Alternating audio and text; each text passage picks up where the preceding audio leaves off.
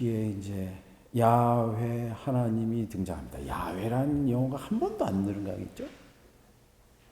다 엘로하, 가끔 실수로 편집자가 엘로힘이라는 단어를 썼어요. 전부 하나님이라고 번역됐는데. 근데 야훼가 맨 처음에 서문에 등장한 1장과 2장에 등장한 야훼라는 신명이 등장을 해요. 여러분이 알다시피 야훼라는 신명은 출애굽기 3장에 등장하는 신명. 그 이야기에 의하면 이야기가 힘이 있어요. 역사도 이야기거든요. 아무리 헤로도투스가 페르시아 전쟁사를 썼지만 그것은 진실과 상관없는 헤로도투스라는 인간이 엮은 이야기예요. 그거 갖고 또 역사성을 따지는 학자들도 있고 사람들이 있는데 그 이야기가 일관성 있는 줄거리가 있으면 그건 힘이 있는 거예요. 그 줄거리를 그리스어로 뮤소스라고 합니다. 뮤소스. MYTH. 보통 뮤소스를 신화로 번역되는데 신화보다 훨씬 큰 의미를 가지고 있어요. 뮤소스는 줄거리예요. 흩어지면 아무것도 아닌 내용을 하나로 확 채는 거거든요. 그런데 보이질 않는다는 거예요. 뮤소스는. 뮤소스와 대비되는 것이 로고스입니다. 로고스는 그러니까 레겐이란 그리스에서 왔는데 이게 계산할 수 있는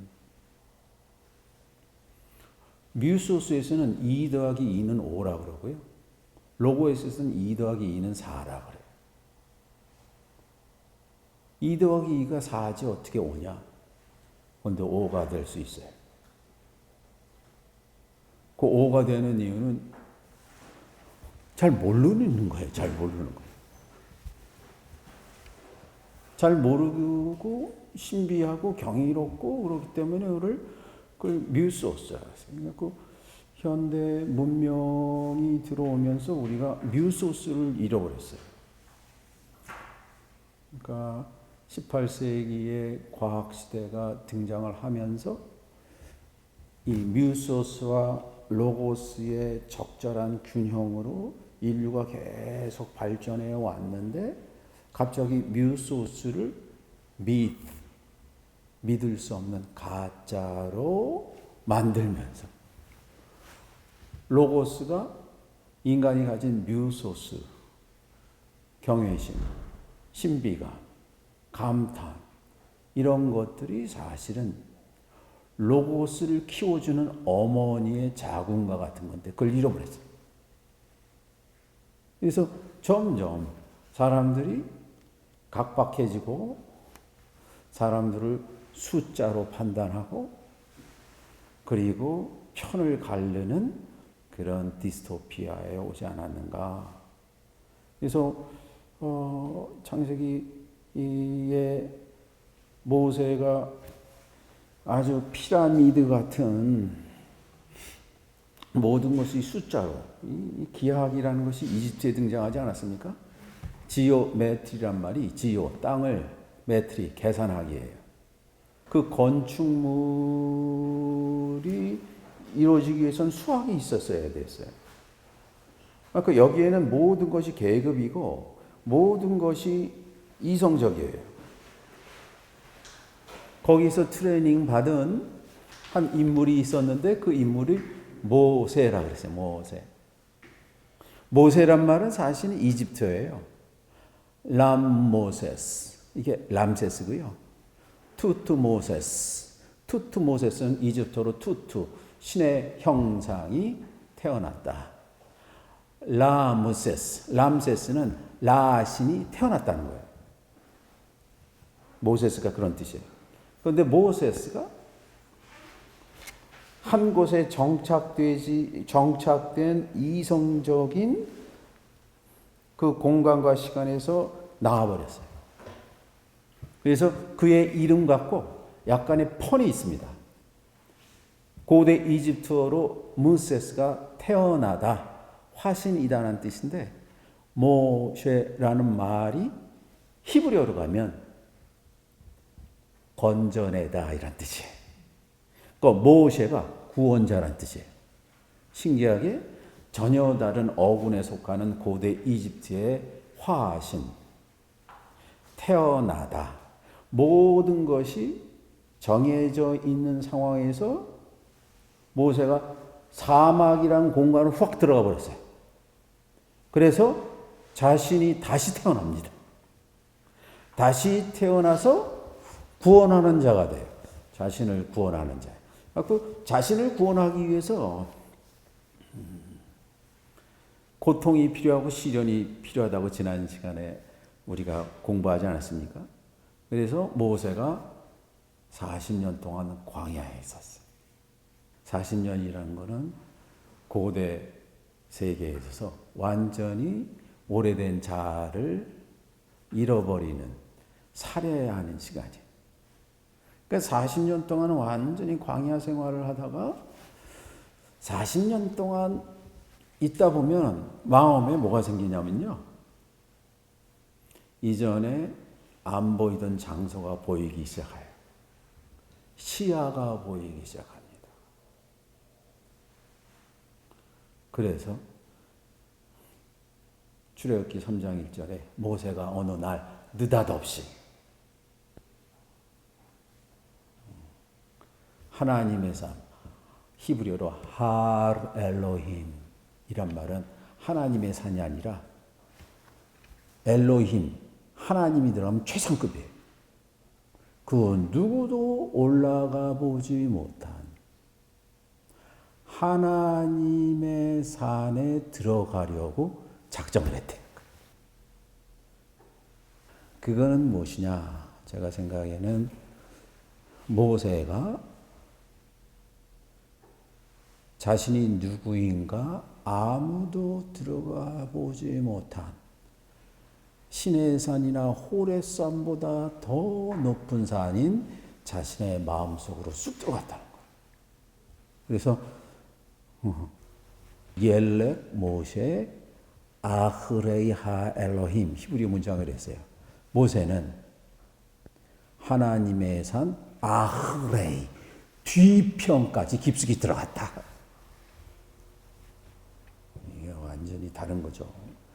모세가 이제 고대 이집트의 최고의 교육을 받은 왕자로 있다가 이제 고통만이 존재하는, 침묵만이 존재하는 공간에 들어가서 아무도 들어가 본 적이 없는 높은 산의 뒤편까지 들어가는 게 아흐레이가 behind highest mountain. 아무도 들어가죠. 야, 그거를 우리 욥기하고 보면 욥기 가서 하는 네페시로 들어가고 네페시로 거기 가봤더니 자연으로는 자기가 아는 과학적인 지식으로는 도저히 이해할 수 없는 떨기나무를 본 거예요. 떨기나무. 불이 붙었는데 연소되지 않는다. 이게 가능합니까? 그래서 가만히 보는 거예요. 너무 신기해. 이건 beyond reason, beyond logos예요. 엄청난 광경을 보는 거예요. 그것을 보려고 다가가니까 아니 맨날 보던 떨기나무가 나한테 말을 걸어요. 떨기나무. 가까이 오지 말아라. 야, 그거는 뭐냐면요. 떨기나무가 사시사철 삼라만상 안에서 변화하고 우주의 섭리 안에서 말하는 내용을 듣기 시작했다. 그 전에 못 들었어. 왜냐하면 떨기나무는 말을 안 한다고 생각했기 때문에. 떨기나무가 뭐라는지 아세요? 내가 서 있는 땅이 거룩한 땅이니까 신발 벗어, 샌들 벗어. 샌들을 내 발로부터 벗어라. 이 샌달이라는, 샌달이 뭐냐면 이 유목민의 제사목록 1호예요. 발이 갈라지고 찢겨지면 죽는 거거든요. 샌달 벗어 그러면 너의 모든 것을 포기해봐라 이거예요. 왜 포기하느냐? 그렇죠? 내가 서 있는 이 땅이 거룩한 땅이기 때문이다. 이거는 엄청난 스테이트먼트예요. 하마콩 아하라th 코데시, 코데시라고 거룩, 감히 깃들은 땅인데 그것이 뭐냐? 하마콤이다. 내가 서 있는 땅이다. 이거 완전한 깨달음이에요. 천국이 시간과 공간으로 떨어진 것이 아니라 이 시간만이 거룩하다. 이건 어거스틴이 깨달은 거예요. 어거스틴이 컨페션에서 11장의 빅뱅에 관해서 말해요. 오늘 내용하고 아주 일치해요. 한번 읽어보세요. 위대한 철학자 한 5명 중에 저는 어거스틴을 꼽아요. 어거스틴을 왜 뽑냐? 이 사람은 최고의 과학 철학자였다가 신학자가 된 사람이에요. 맨 처음에 마음이 깨졌어요. 어렸을 때 자기는 최고의 철학자가 되고 싶어서 키케로의 지금은 남아있지 않은 호르텐시우스라는 수학책을 읽고 야 플라톤 철학이 이 세상을 다 구원할까 생각했어요. 그래서 아직 그 튀니지아의 조그만 사가스테라는 조그만 마을에 태어나갖고 그 어머니가 타이거맘이라 그래갖고 까르타고에서 막 그리스어 라틴어를 열심히 공부했어요. 그래서 야 내가 키케로와 같은 수사학을 통해서 로마 제국을 통일하겠다. 그러다가 그의 마음이 열렸고요. 그 다음에 지성이 열린다. 그 지성은 언제 열렸냐? 우연히 밀라노에 가서 밀라노 대성당에서 어머니 모니카가 기독교인이었거든요. 따라서 계속 밀라노 대성당에 다닌 거예요.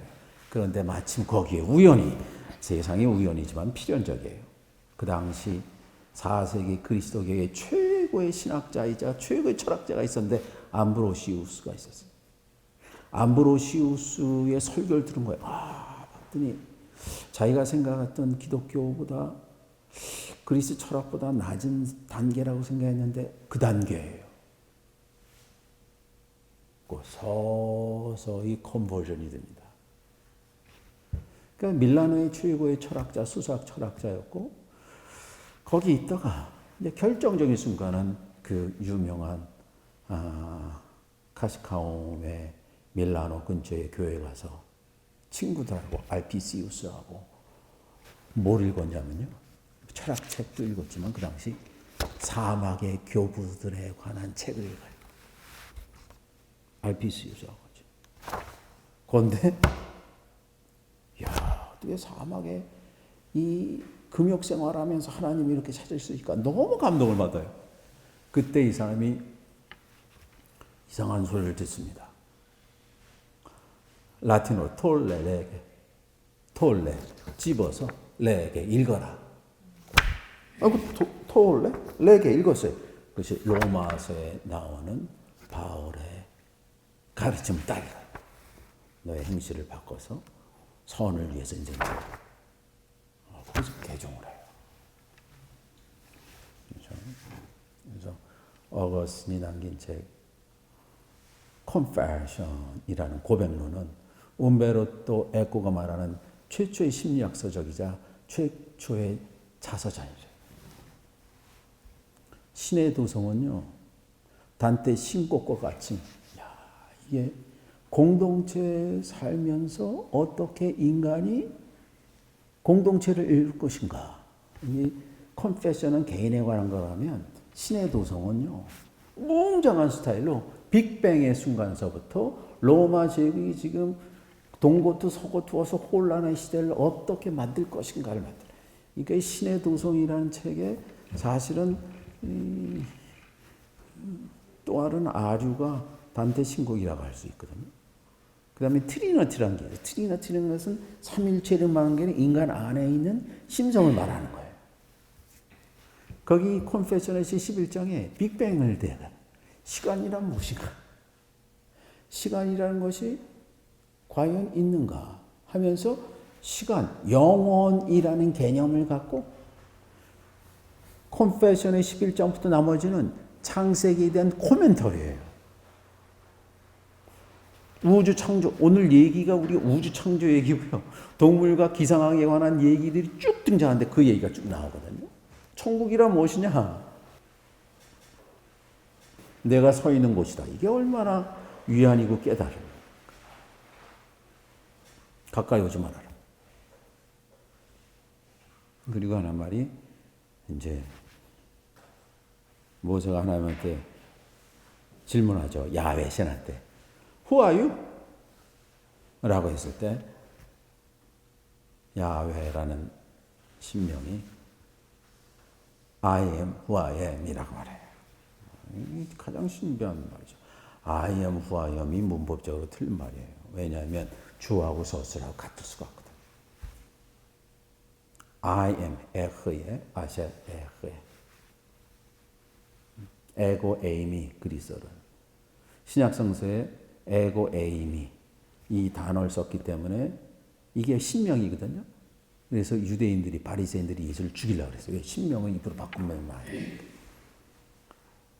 I am who I am에서 I am 붙여서 에흐예가 그리고 3인칭으로 바꿔요. 야훼가 그러니까 야훼 I am 에흐예 야훼 아샬 아흐의 어원이 뭐냐? 이게 하이야 또는 하바로 HWH는 뭐냐? 생명이라는 뜻이에요. Life의 life.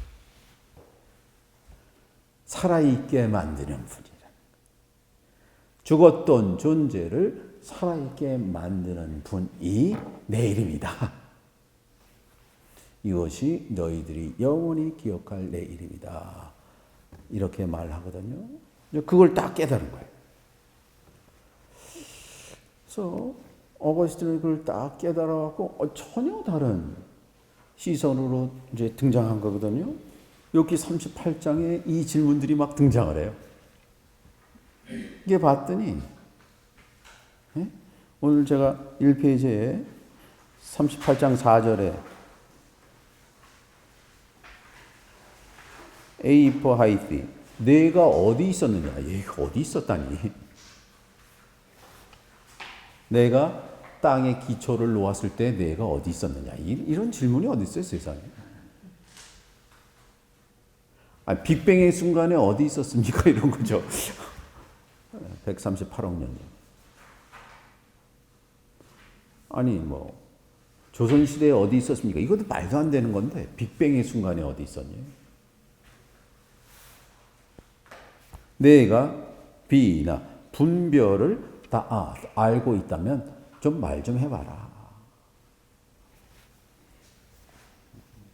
그렇죠? 그래서 오늘 제목을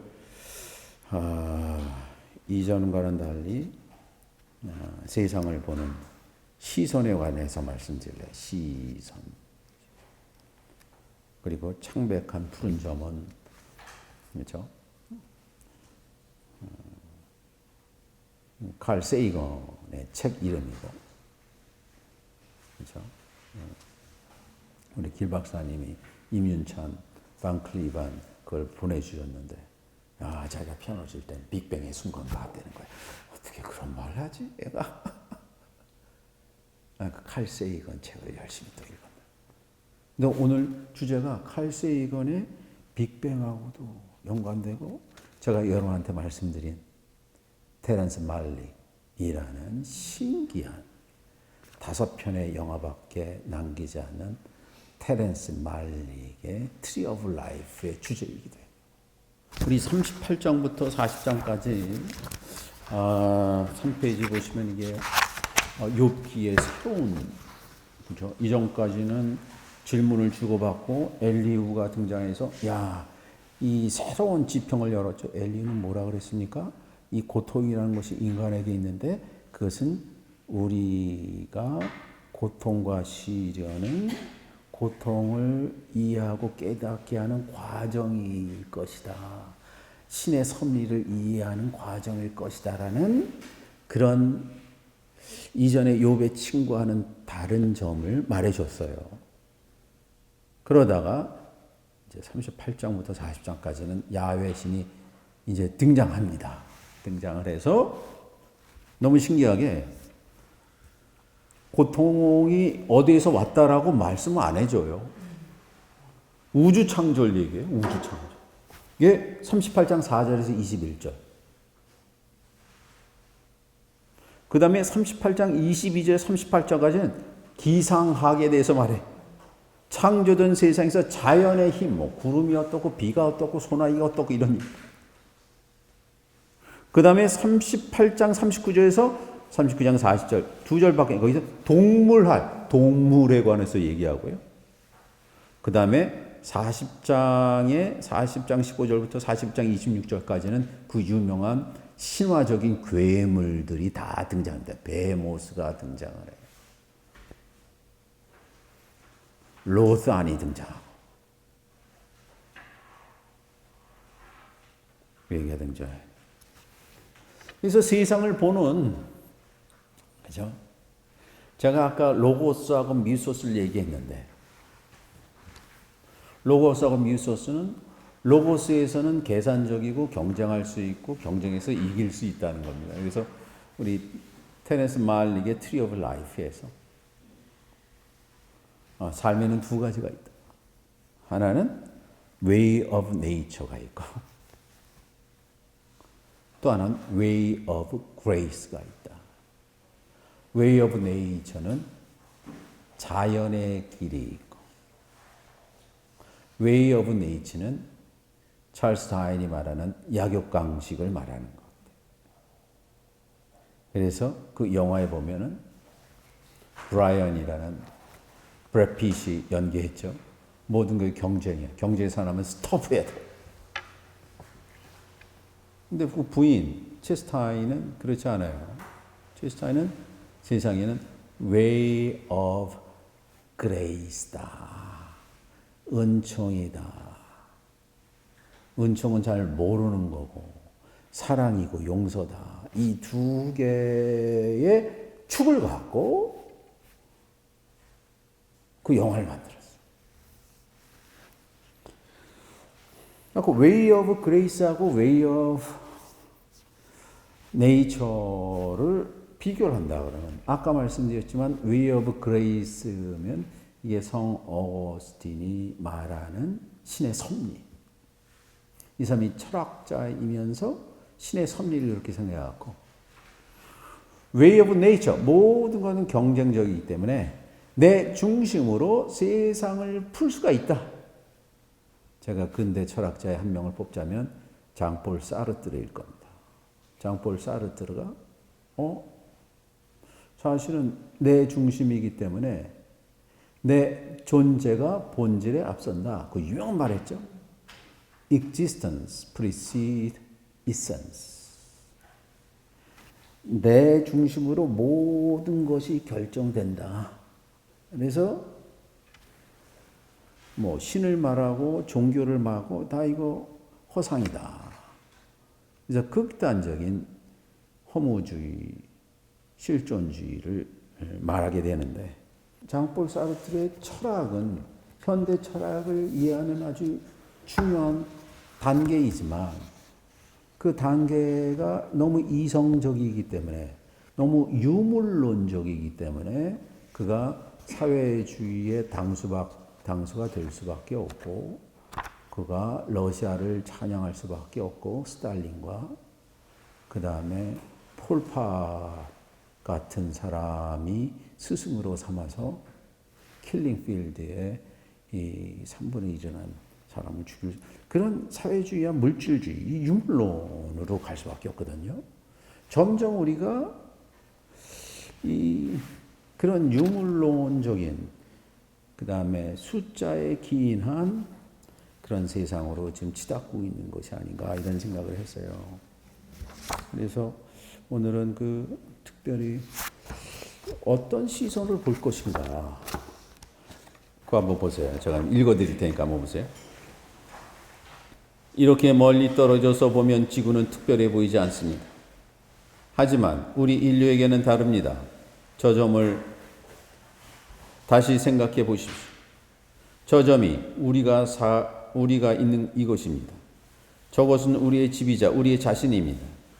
여러분이 사랑하는, 여러분이 당신이 아는, 당신이 들어본 그리고 세상에 존재했던 모든 사람들이 바로 저 작은 점 위에서 일생을 살았습니다. 우리 모든 기쁨과 고통이 저 점 위에서 존재했고 인류 역사 속에 존재한 자신만만했던 수천 개의 종교와 이데올로기, 경제 체제가 수렵과 채집을 하던 모든 사람들, 모든 영웅과 비겁자들이 문명을 일으킨 사람들과 그런 문명을 파괴한 사람들, 왕과 미천한 농부들이, 사랑에 빠진 남녀들, 엄마 아빠들, 꿈 많던 아리들, 반면과 탐험과 윤리 도덕을 가르친 선생님과 부패한 정치가들이, 슈퍼스타나 위대한 영도자와 불리던 사람들이, 성자나 죄인들이 모두 바로 태양빛에 걸려있는 저 먼지와 같은 작은 점 위에 살았습니다. 칼세 이건 시인이에요. 그렇죠? 우주라는 광대한 스테디움에서 지구는 아주 작은 무대에 불과합니다.